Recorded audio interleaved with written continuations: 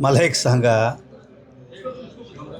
मला मूर्खासारखे तर प्रश्न वाटतात. एक पहिली गोष्ट, आम्ही पत्र दिलं त्याच्याकडे आहे का काही की आम्ही पत्र दिलं आहे? खोटी बातमी. एक, ह्या पुतळा बसवायला जो नवीन त्याला अंडरटेकिंग देताना मी आमदार होतो का? ते आणि माजी आमदार हे दोन्ही होते. ज्या हा पुतळा आम्ही हटवणार, ते करणार. आम्ही थोडं त्यांना विचारा, ते त्यांनी का दिलं आणि त्यावेळी त्यांनी रोष का नाही व्यक्त केलं?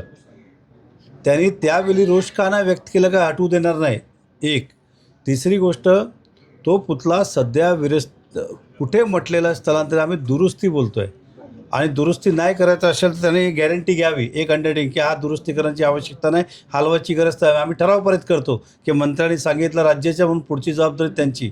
हे खाली लोकांना दिशाभूल करण्याचं. एक, ज्यावेळी नवीन पुतळा बसवलो त्यावेळी आम्ही सत्तेत नव्हतो, मी आमदारही नव्हतो.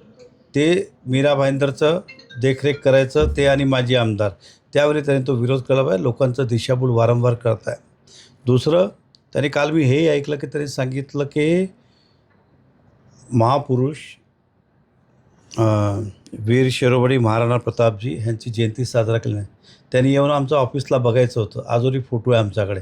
आम्ही, तेही आमचे आराध्य दैवत आहे, आम्ही ते केलं. हे भाग वेगळं की त्यांनी काय केलं नाही. राहिला प्रश्न त्या पुतळ्याचं, तर महाराष्ट्र सरकार ते सरकारमध्ये आहे.